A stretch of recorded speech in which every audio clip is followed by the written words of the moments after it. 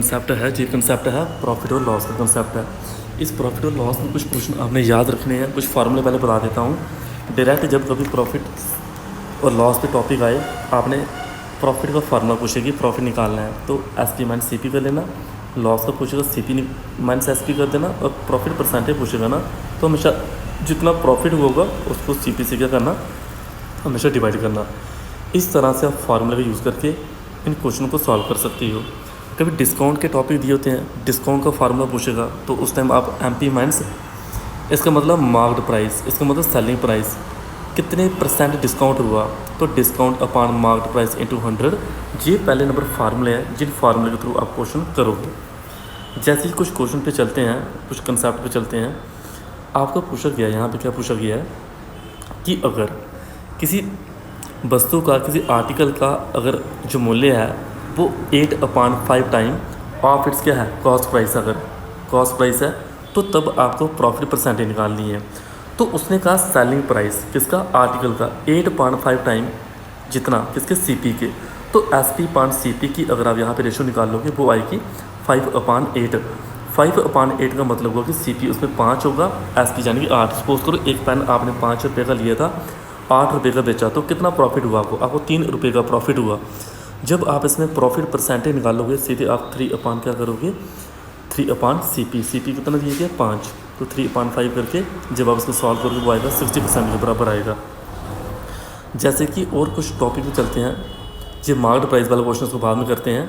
जैसे कि दिया गया आपको क्वेश्चन कि अगर एक मर्चेंट ने आर्टिकल कुछ ख़रीदे हैं 27 के, कितने प्रॉफिट पे बेच रहा है, 10%। 10% का मतलब होता है 1/10।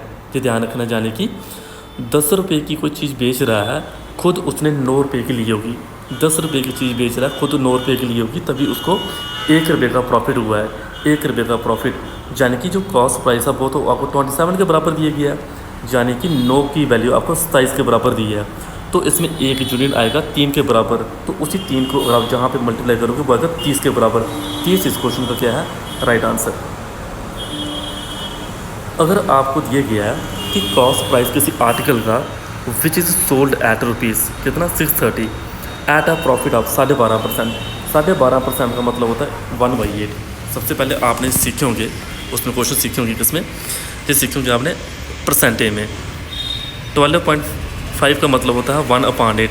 इसका मतलब हुआ कि अगर किसी वस्तु की लिखा ना कॉस्ट प्राइस ऑफ आर्टिकल, ये लिखा कॉस्ट प्राइस, तो जाने कि कोई चीज़ 8 रुपये की है, उसको बेचा कितना, 9 रुपये का बेचा होगा। 1 रुपये का प्रॉफिट, यानी कि 9 रुपये का बेचा होगा, तभी तो 1 रुपये का प्रॉफिट हुआ है। वट इसमें जो एस पी दिए गए वो 630 दिए गया है। अगर 9 की वैल्यू 630 है तो 1 की वैल्यू आएगी 70 के बराबर, 70। तो जो सी पी को 70 से करोगे मल्टीप्लाई तो वो बनेगा 560। आसान क्वेश्चन है, ट्रिकों के थ्रू क्वेश्चन चल रहे हैं। अगर आपको कोई कॉस्ट प्राइस किसी आर्टिकल की जिसको आप बेच रहे हो वो कितनी दी है, 1470, इतनी दी गई है। प्रॉफिट कितना है, इतना। इस प्रॉफिट का मतलब होता है परसेंटेज में। सबसे पहले अगर देखें हम, जो कुछ रेशो है याद रखिए हमने, 16:2.3 का मतलब होता है 1/6। ऑफलाइन क्लासेस में बच्चों को बड़े अच्छे से सिखाया मैंने, ऑफलाइन। तो यानी कि कोई 6 रुपये की चीज़ खरीदी है, उसको 7 रुपये की बेचोगे। मैं 6 रुपये की चीज़ खरीदी है, अगर 1 रुपये का प्रॉफिट है तो वो बेची कितने की हमने, 7 रुपये की बेची है। वट सेलिंग प्राइस हो आपको 1470 के बराबर दिए, तो इसमें एक यूनिट वैल्यू 210। उसी 210 को जहाँ पे करोगे मल्टीप्लाई 1260 के बराबर आएगा। ऐसे है, 6 रुपये की चीज़ 1 रुपये का प्रॉफिट, यानी कि 7 रुपये की बेची आपने। A man sell his good, a man sell his goods कितने, 81.3%। 81.3% का मतलब होता है 1/12, यानी कि कोई चीज़ 12 रुपये की खरीदी थी, 12 रुपये की खरीदी थी, बेची कितने की, 1 रुपये का प्रॉफिट, यानी बेची कितनी, 13 रुपये की। 13 रुपये इसका सेलिंग प्राइस है, बट 13 रुपये सेलिंग प्राइस है, वो आपको इसके बराबर गिवन दिया गया है। इसको आप 13×5 65, यानी कि 5060 से करोगे मल्टीप्लाई, इतनी वैल्यू बनेगी जी, 1 यूनिट की वैल्यू है ये। तो वैसे ही आप इधर भी 1 यूनिट बनाने के लिए इसको करो मल्टीप्लाई, जो बनेगा 60720। A shopkeeper sell his article at, इसका मतलब 1/6 परसेंटेज में, तो यानी कि 1/6 6 रुपये की कोई चीज़ बेची हुई है, 1 रुपये का प्रॉफिट है, तो जाने कि थी कितने की वो 5 रुपये की। 5 रुपये की चीज़ 6 रुपये की बेची, 1 रुपये का प्रॉफिट, जी इस क्वेश्चन का मतलब है यहाँ पे। तो जाने कि ओवरऑल प्रॉफिट परसेंटेज कह रहा है निकालना है, उसका फार्मूला होता है प्रॉफिट अपॉन सीपी। सीपी है 5, अब अपॉन में सीपी लिखना है, इंटू 100, 20% के बराबर आएगा वो। A man sell his goods कितना 25%, 25% यानी कि 1.4 मतलब होता है, बट इधर लॉस पूछा हुआ है। यानी कि 4 रुपये की कोई चीज़ बेची, 1 रुपये का लॉस, तो थी कितने की वो 5 रुपये की। 4 रुपये की चीज़ 1 रुपये का लॉस, थी कितने की वो 5 रुपये की, तभी 1 रुपये का नुकसान होगा, तभी तो 4 रुपये की बेचेंगे। तो लॉस परसेंटेज निकालना होगा, लिखो लॉस अपॉन सीपी, प्रॉफिट होता है प्रॉफिट अपॉन सीपी इंटू 100, किसके बराबर 20% के बराबर। A man sell his goods at 8.13% profit on selling price. तो 1.3 का मतलब मैंने अभी बताया, इसका मतलब था 1.12, यानी कि 12 रुपये की चीज़ बेची 1 रुपये के प्रॉफिट पे, थी कितने की वो 11 रुपये की। 11 रुपये की होगी, 1 रुपये का प्रॉफिट होगा, तभी उस चीज़ को 12 रुपये की बेच पाओगे। प्रॉफिट कितना A का 11 पे, तो इसकी जो फ्रैक्शन में लगेंगे 9 1/11।